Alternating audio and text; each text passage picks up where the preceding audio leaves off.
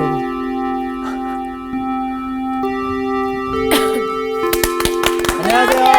안녕하세요. 네.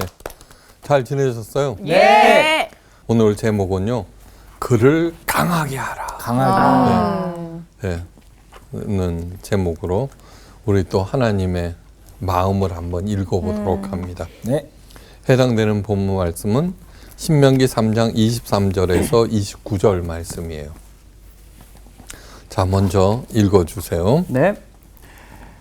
그때 내가 여호와께 간구하기를 주 여호와여 주께서 주의 크심과 주의 권능을 주의 종에게 나타내시기를 시작하셨사오니 천지간에 어떤 신이 능히 주께서 행하신 일 곧 주의 큰 능력으로 행하신 일 같이 행할 수 있으리이까.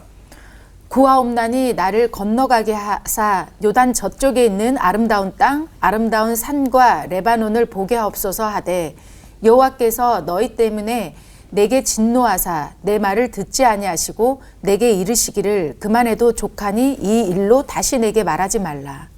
너는 비스가 산 꼭대기에 올라가서 눈을 들어 동서남북을 바라고 내 눈으로 그 땅을 바라보라. 너는 이 요단을 건너지 못할 것임이니라. 너는 여호수아에게 명령하고 그를 담대하게 하며 그를 강하게 하라. 그는 이 백성을 거느리고 건너가서 내가 볼 땅을 그들이 기업으로 얻게 하리라 하셨느니라. 그때 우리가 벳부올 맞은편 골짜기에 거주하였느니라. 예, 됐습니다. 아,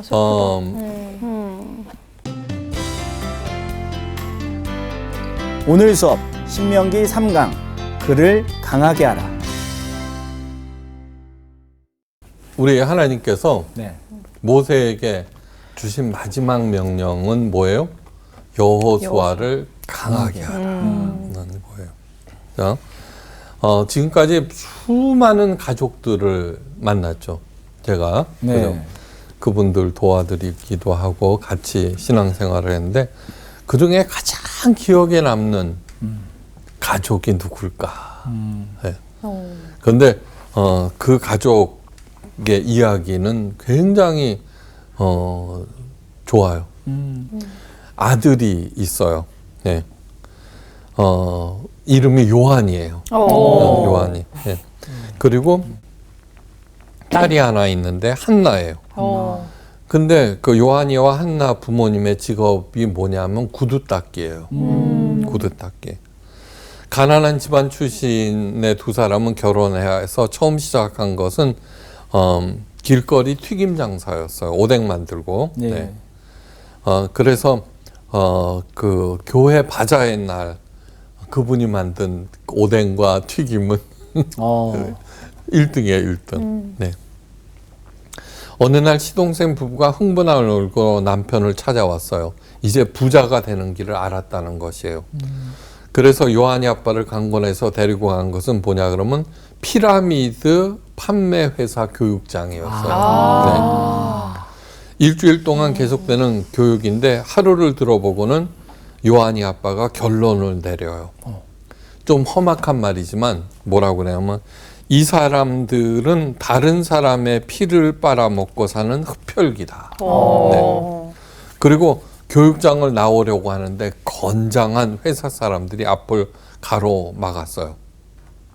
교육기간 일주일 동안은 나갈 수 없다는 것이에요. 그런데 이제 요한이 아빠도 출신이 그렇거든요. 네. 사투 끝에 그 교육장을 벗어날 수 있었어요. 그리고 요한이 아빠는 가족들을 다 소집했어요. 이제 장남이니까. 네. 그리고는 이렇게 선언해요. 이러한 피라미드 판매는 절대로 내 집에 발을 들여놓을 수 없다. 만약 그런 식구가 있다면 가족 관계를 끊는다. 네. 그 말을 듣고 요한이 엄마는 자신의 남편이 그렇게 믿음직스러울 수가 없었어요. 그리고 시작한 것이 구두 닦기예요. 열심히 도왔어요. 하나도 부끄러워하지 않았어요. 예, 신방 갔을 때도 구두 닦기. 예, 제 구두도 반짝반짝 닦아주셨어요. 예. 하지만 자녀들이 부모님의 직업을 부끄러워할까봐 숨겼어요. 그 구두 광택 내는 천 있잖아요. 네. 그거는 매일 빨아야 한대요. 이거 어디서 말려야 되잖아요. 네. 그래서 장롱 뒤쪽에 어머. 조그만 공간을 만들어 놓고 거기에다가 말렸어요. 늦게 들어오니까 늦게 들어와서. 예. 그러다가 아들이 이제 대학교에 들어갔는데 여름 방학을 맞게 되었을 때 아들을 불러놓고 이제 대학생이 되었으니까 아빠의 직업을 말하고는 여름 방학 때 아빠를 도우면 어떻겠냐고 제안하자 아들은 이미 아빠의 직업을 알고 있었어요. 예. 선뜻 동의하고 그래서 처음으로 아빠가 일하는 곳으로 가서 일을 시작했어요. 열심히 일했죠. 요한이 아빠는 출신이 거기 어렸을 때 예. 동안으로 어리게 보였어요. 그래서 사람들이 그 남편을 하대했어요. 그 왜 직장에서 그 구두를 찍어 온다 그러죠, 그죠? 네. 그렇지만 두 사람은 전혀 개의치를 않았어요.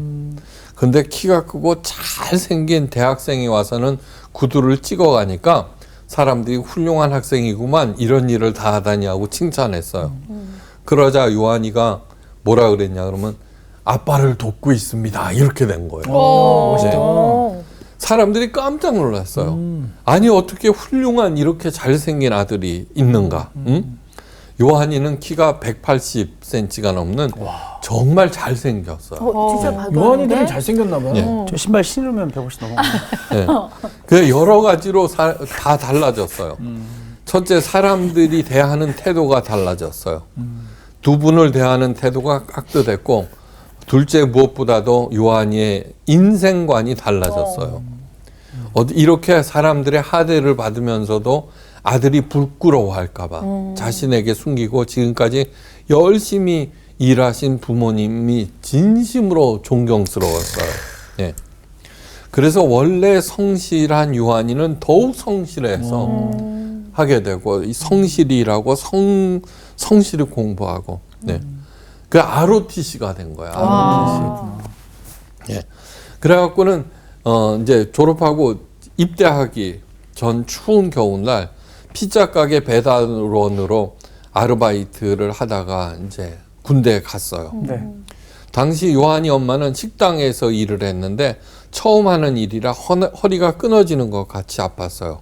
아 이거 못하겠다. 차라리 그 구두 닦기가 낫구나.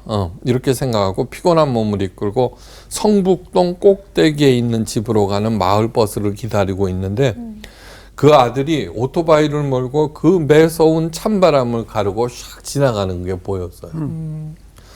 그 모습을 보자 요한이 엄마는 정신이 번쩍 들었어요.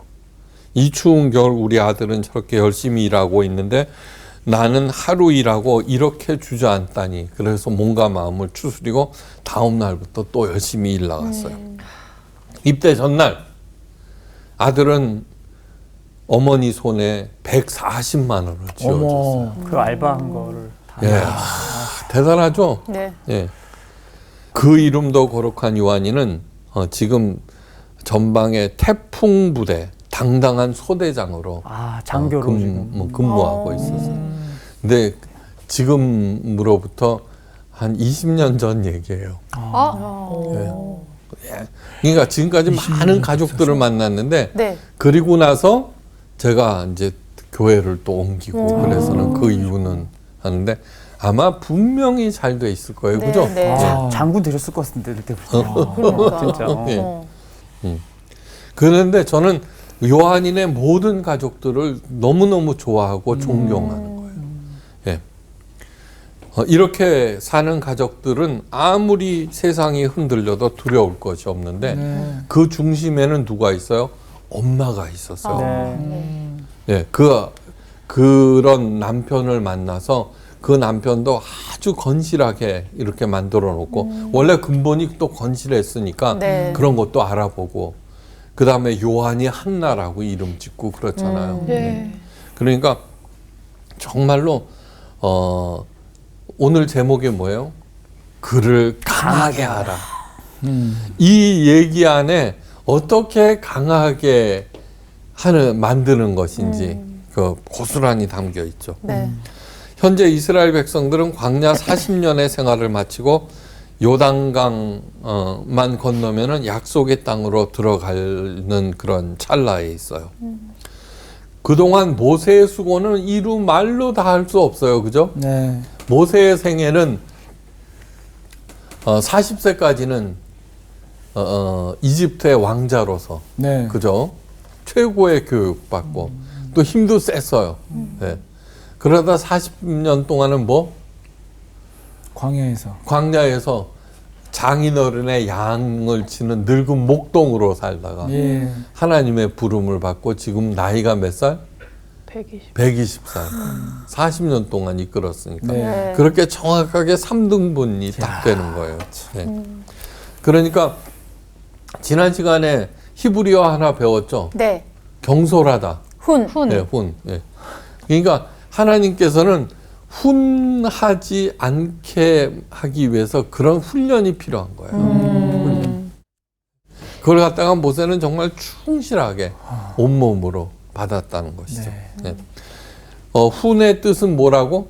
경솔하다. 무가치하다. 그러니까 무가치한 일을 하면은 아무리 꼼꼼하게 진중하게 해도 훈한 거예요. 네. 그러니까 겉으로 드러나는 그런 모습을 의미하는, 그래서 히브리어가 중요한 거예요.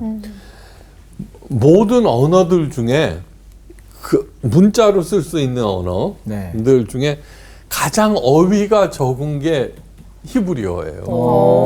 희한하죠. 근데 하나님께서는 그 안에 그런 어휘가 적은 단어를 언어를 택해서 성경을 적게 하신 데는 그만한 이유가 있어요. 보세요.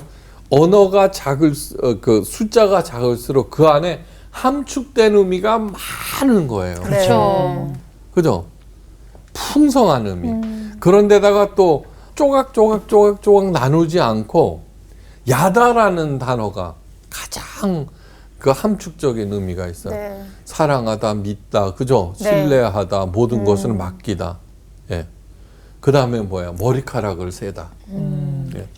그 안에 믿는다라고 하는 것이 무엇인지를 야다라는 단어 하나로 다 설명이 되죠. 그래 히브리어는 통전적이고 헬라어는 분석적이라고 그래요. 네. 이게 분석적인 게 뭐예요? 다 분석. 현대 과학이 그래서 헬라 철학을 바탕으로 현대가 세워진 거예요. 네. 네. 그래서 사도 바울이 설명하죠. 믿음이란 머리로 생각하고 마음으로 믿어 행동으로 옮기는 것, 이런 식으로 쪼개서. 사랑은 뭐예요? 아가페, 뭐 이렇게 분석하잖아요. 네. 그런데 히브리어는 야다 하면은 탁 떠오르죠. 사랑한다는 게 무슨 그러면 어떤 것이 우수하냐라기보다는 다 그거 나름대로의 가치들이 있다고 하는 것이죠. 네. 하여간 훈 잊지 마세요. 네. 아무리 꼼꼼하고 신중하게 행동해도 무가치한 것을 행할 때는 훈한 거예요. 네. 430년 동안 노예 생활을 하면서 노예 근성이 다 몸에 박혀 있었어요. 그런 그들을 가르치고 이끌고 먹이고 입히며 여기까지 이른 것인데, 물론 하나님께서 그렇게 하셨지만 백성들의 원망과 불평은 고스란히 모세의 몫이었어요. 네. 어떤 때는 목숨의 위협까지 받을 때도 있었어요. 그런데 이제는 이스라엘 백성은 그 일대에서 당할 나라가 없을 정도로 강했어요. 그 계기가 뭔지 아세요? 바라본 즉 살았더라. 노뱀 맘 들어놓고 예, 너무 단순한 얘기지만 이제는 진심으로 믿기 시작했다는 어떤 결단이 있었다는 것이죠. 무엇보다도 하나님의 법을 아는 위대한 군대가 되었어요. 모세의 노고는 그만큼 컸죠. 요한이가 잘 자라기 위해서 엄마 아빠의 올바른 태도, 그죠? 생활 방식, 그런 것들이 영향을 줬죠. 여러분 한번 가만히 생각해 보세요. 부모님이 옛날에는 절대였잖아요, 어릴 때는. 네. 근데 그것이 무너지기 시작할 때라든가 우리 어머니 아버지에 대한 실망, 언제 실망했는가 한번 생각해 보세요. 그거는 아버지의 정말 그 가벼운 예? 이런 그 아버지의 존재가 드러나는 말 한마디. 저는 뭐냐 그러면은 이런 얘기하면 아버님 죄송합니다. 예화니까요. 예. 제일 실망했던 것이 뭐냐 그러면은 이제 미국에서 왔어요. 대형 교회니까 그 부목사 들 간에 그 갈등이 있거든요. 누가 담임 목사하고 또 지근거리에 있느냐 막 이런 거. 이제 뭐 그런 얘기를 했어요. 미국에서 이제 와서는. 그랬더니 뭐라고 그러느냐 그러면 우리 아버님께서 에드발룬으로 한번 띄워봐 그러시더라고. 에드발룬이 뭐예요? 풍선. 풍선. 그게 무슨 뜻이냐 그러면은 넌지시 상대방을 한번 떠봐 그 소리였어요. 얼마나 실망이 되는지. 예, 별 얘기는 아니었지만 한번 여러분들 한번 생각해 보세요. 정말 시시한 꼴을 보인다는 것은 그렇게 말 한마디가 전체를 얘기하는 거라는 거예요. 전체. 그러니까 요한이 아빠가 다 모아놓고 절대로 이 피라미드 같은 거 우리 집안에 들여놔서는 안 된다. 이런 거 볼 때 당당하다 이러죠.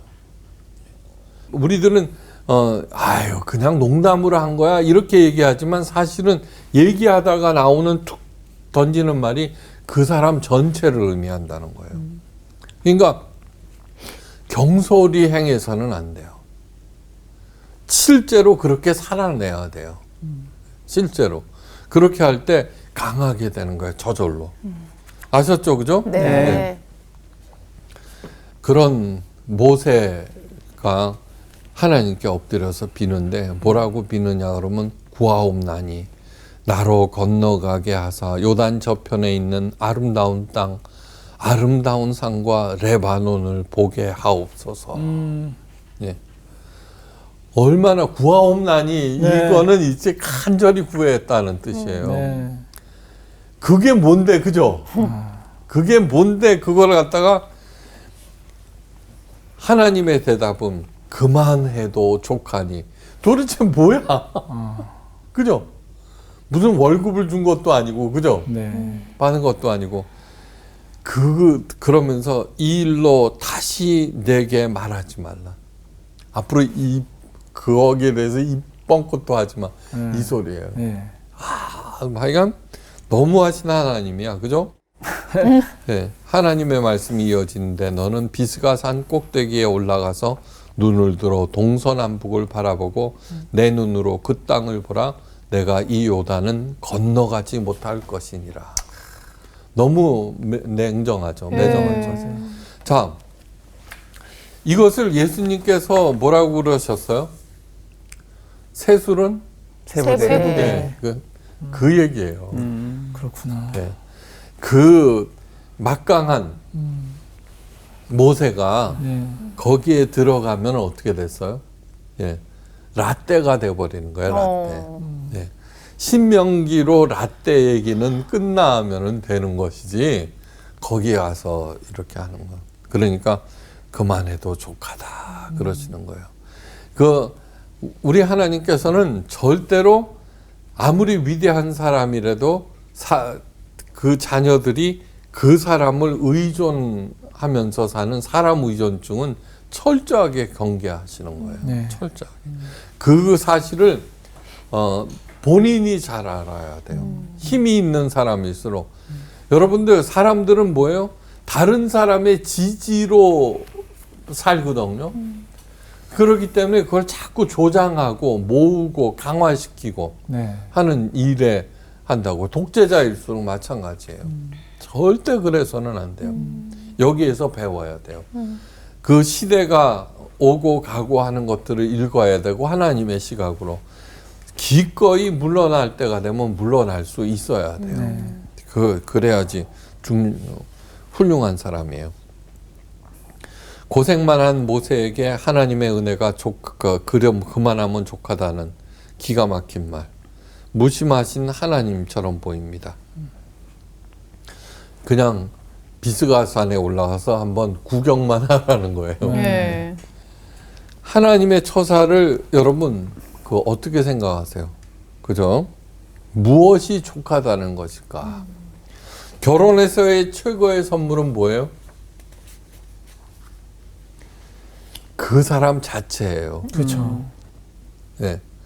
그 사람하고 함께 가는 여행도 아니고 그 사람이 사주는 집도 아니고 예. 그런 게 아니에요. 상대편이 가지고 있는 능력이나 부가 아니라 그 사람 자체예요. 사랑하는 그 사람 자신이 최고의 선물. 만약에 그것이 아니라면은 그 결혼은 아예 시작도 않는 편이 훨씬 나아요. 예. 그렇게 하면은 요즘 말로 결혼처럼 미친 짓이 없어요. 불행은 뻔한 일이에요. 예. 거기에 대해서. 근데 모세는 그걸 알고 있는 사람이에요. 여러분, 모든 나쁜 일들은 사탄이 일으키는 거다. 그를 가르치는 그런 특정 교회가 있어요. 예. 절대 아니에요.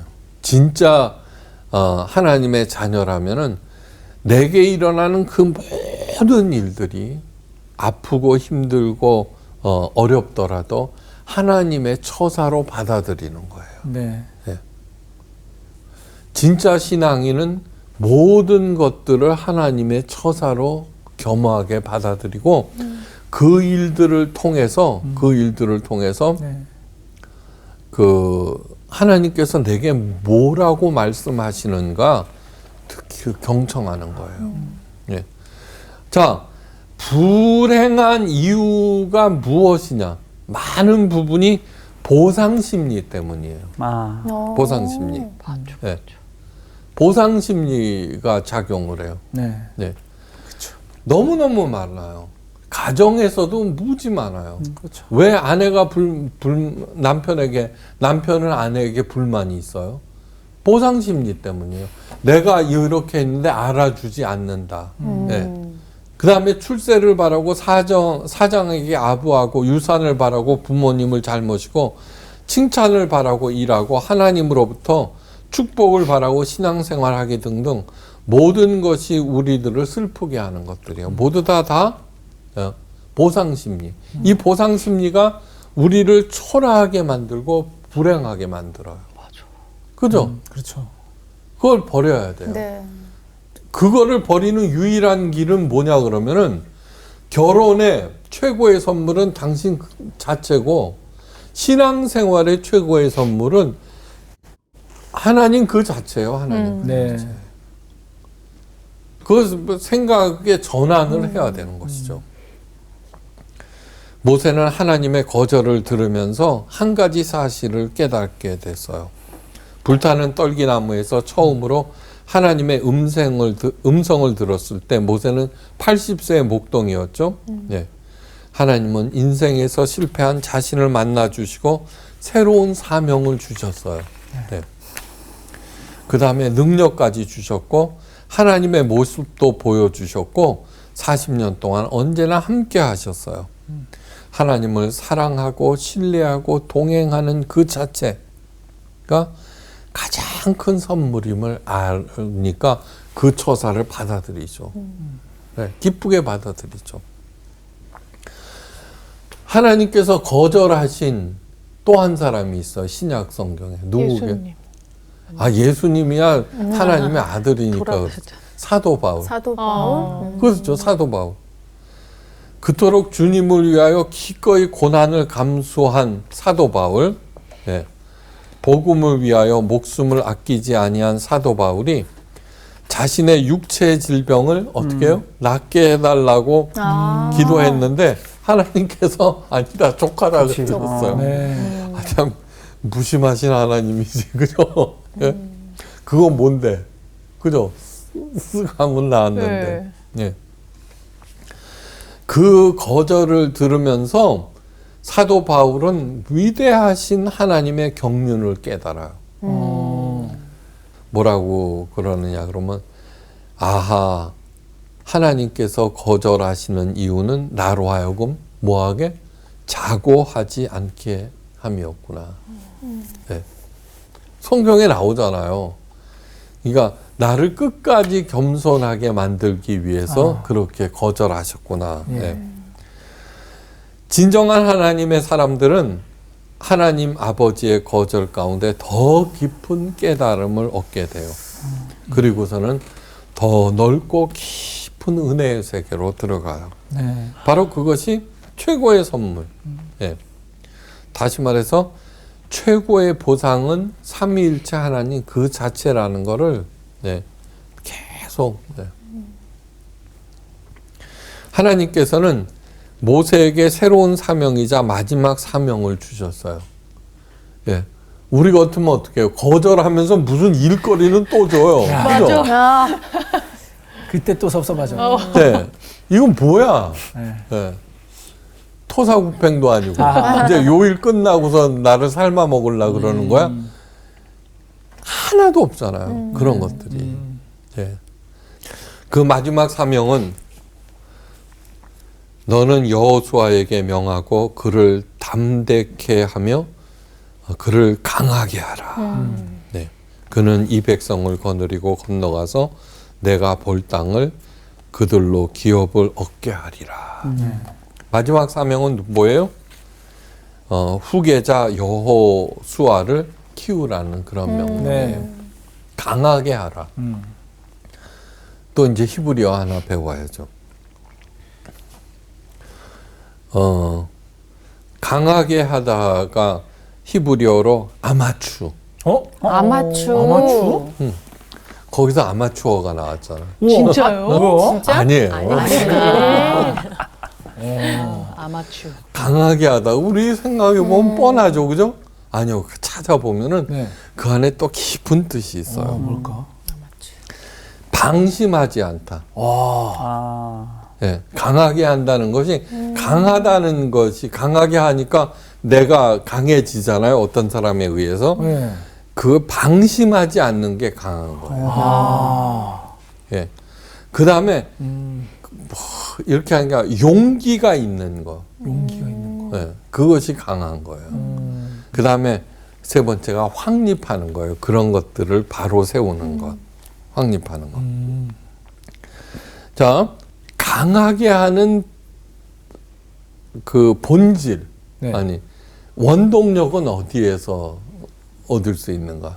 신앙인데, 네. 신앙 중에서도 부활신앙이다라고 하는 거. 네. 네. 부활신앙. 이 부활이라고 하는 것은 삶의 모든 영역에서 다 드러나요. 네. 네. 자, 여러분 부활을 어떻게 생각을 하세요? 정말 굳게 믿어요? 그냥 그렇다고 그러니까 그런가 보다라고 그냥 넘어가요? 아니면 궁금하긴 한데 반신반의예요? 아니면 절대로 그럴 수가 없어. 라고 생각하세요. 그런데 부활에 대한 정도에 따라서 내 삶이 결정된다는 것을 아셔야 돼요. 네. 굳게 믿는 사람은 흔들리지가 않아요. 굳게 믿는 사람은. 예. 네. 반신반의하는 사람은 흔들려요. 대수롭지 않게 생각하는 사람, 그러니까 그 정도에 따라서 삶이 결정된다라고 하는 것을 네, 아셔야 돼요. 네. 그래서 사도 바울이 누구를 만나요? 다메섹 도상에서? 예수님. 아니요, 단순한 예수님이 아니라 아. 부활하신 예수님. 부활하신 예수님. 네. 그러자 자기의 그 모든 최고의 것들을 다 배설물로 여겨요. 맞아요. 맞아요. 맞아요. 그러면서 하는 엄청난 얘기들이 있어요. 먼저 한번 찾아보세요. 고린도후서 4장 7절에서 10절. 7절. 네. 네. 찾았어요? 네. 자, 한번 읽어보세요. 우리가 이 보배를 질그릇에 가졌으니 이는 심히 큰 능력은 하나님께 있고 우리에게 있지 아니함을 알게 하려 함이라. 계속. 우리가 사방으로 우겨쌈을 당하여도 쌓이지 아니하며 답답한 일을 당하여도 낙심하지 아니하며 박해를 받아도 버림받지 아니하며 거꾸러뜨림을 당하여도 망하지 아니하고 우리가 항상 예수의 죽음을 몸에 짊어짐은 예수의 생명이 또한 우리 몸에 나타나게 하려 함이라. 예수의 생명이 뭐예요? 와. 부활의 생명. 부활. 자, 부활에 대한 확신을 내가 가졌단 말이에요. 예. 네. 그러면 어떻게 돼요? 사방으로 우겨쌈을 당하여도 절대 쌓이지 아니에요. 야. 네, 절대로. 아무리 답답한 일을 당해도 낙심하지 않아요. 그런데 뭐 댓글 뭐 악플이 달렸다고 스스로 목숨을 끊기도 하고 별일들을 다 하잖아요. 네? 네. 그 다음에 뭐 한번 생각해 보세요. 박해를 받아도 버림받지 아니하고 거꾸러뜨림을 당하여도 망하지 아니하고. 네. 그러니까 부활의 정도. 또 하나 있어요. 6장 8절. 읽어볼까요? 네. 영광과 욕됨으로 그러했으며 악한 이름과 아름다운 이름으로 그러했느니라. 우리는 속이는 자 같으나 참되고 무명한 자 같으나 유명한 자요 죽은 자 같으나 보라 우리가 살아있고 징계를 받는 자 같으나 죽임을 당하지 아니하고 근심하는 자 같으나 항상 기뻐하고 가난한 자 같으나 많은 사람을 부유하게 하고 아무것도 없는 자 같으나 모든 것을 가진 자로다. 예수님의 부활을 확실하게 믿은, 확고하게 믿은 바울이 한 얘기예요. 그러면서 하는 얘기가 뭐냐 그러면 일체의 비결을 배워. 나는 그 부요에도 처할 수 있고 궁핍에도 처할 줄 아는 일체의 비결을 배웠노라 그랬잖아요. 예. 그 얘기를 하는 것이죠. 우리가 부활에 대한 확신을 가지면은 이런 훈한 얘기, 무가치한 것에 시간을 투자하지 않아요. 아무것도 가지지 아니하였으나 어떤 일에 남을 부하게 하는 일에 행한다는 것이죠. 그러면서 뭐예요? 다른 사람들은 나를 아무것도 갖지 못한 가난뱅이라고, 쟤 뭐야 저거? 상관도 안 해요. 모든 것을 가진 자로다라고 얘기하는 거예요. 왜요? 사도 바울은 그 전에 그 부활하신 예수님을 만나기 전에는 최고를 구하던 사람이었어요. 그죠? 그렇죠. 네네. 히브리인 중에 히브리인이 되려고 그러고 네. 헬라 철학에 능통했고 그 다음에 로마 시민권자를 갖고 그 다음에 아버지는 다소의 부자 상인이었고 근데 그 모든 것들을 배설물로 여긴다라고 하는 것은 부활에 대한 확신을 가졌기 때문이에요. 네. 네. 여러분 보세요. 그런데 부활을 우리 기독교에서는 뭐로 얘기를 하느냐 하면은 그저 무병장수 그런 차원으로 만들어 버렸어요. 그죠? 그냥 영생, 극락, 왕생 정도로 만들어 버렸어. 그거하고 차원이 틀리다는 거예요. 우리가 조금만 답답해도 뭐예요? 낙심하죠. 우겨쌈을 당하고. 그죠? 절대로 강한 게 아니죠. 그죠? 진짜로 강한 것이 무엇에 근거해서 세워지느냐. 신앙. 그것도 부활 신앙이다라고 하는 것을 잊지 마셔야 돼요. 부활 신앙. 우리가 무명한 것 같으나 유명한 자요. 누구한테? 하나님께. 하나님한테. 왜요? 생명책에 이름이 이미 적혀져 있으니까. 네. 예수님께서도 뭐라 그랬어요? 하나님과 천사들 앞에서 너희를 시인하리라 그랬거든요. 아니, 하나님 알고 계시잖아요, 예. 박요한. 그죠? 네. 그런데 우리들은 뭐야? 전부 다 세상 사람들의. 그렇죠. 네. 저는 가장 웃기는 절기가 뭐냐 그러면 종려주일이에요. 그런데 생각해 보세요. 한번 생각을 해 보시라고. 아무리 호산나 호산나 해서 봐라. 그죠? 예수님이 왕이시지. 막 깔고 일주일도 못 가서 죽이라고 아우성치잖아요. 그 환호하는 예루살렘 주민들, 그 다음에 거기에 우쭐대는 제자들, 네. 그 다음에 그것을 보고 저들을 나무라소서, 당신의 제자들을, 바리새인들. 누구 하나 제대로 있죠. 본질을 보는 사람이 없어요. 예수님은 맞은편에 가서 예루살렘 성을 보고 우셨어요. 그때 딱 하나 제의를 한 게 어린 나귀 새끼예요. 그 어린 나귀 새끼는 뭐예요? 그냥 지가 어쩔 수 없이 한 거겠지만 스가랴서 9장 9절에 어린 나귀를 타고 입성하신다는 하나님의 예언의 말씀을 실현하기 위해서 예. 거기에 뚜벅뚜벅 간 거 아니에요. 그 또 하나 잊지 말아야 될 것은 나귀 주인이에요. 예. 너는 건너편 마을에 가서 가보면은 나귀와 그 새끼가 있을 텐데 그것을 끌고 와라. 그러면서 누가 제지하거든 주께서 쓰시겠다고 하라. 그랬거든요. 네. 근데 거기에 보면 즉시 그리하였더라라고. 그러니까 순종은 정말. 그러니까. 아, 그래요. 나귀하고 나귀 새끼는 뭐예요? 아주 중요한 재산이에요. 그럼요. 네. 그런데 끌고 간 아, 진짜. 제자들이 무슨 특별해요? 바리새인이라면은 그걸 다 하지만 네. 제자들은 그냥 보통 네.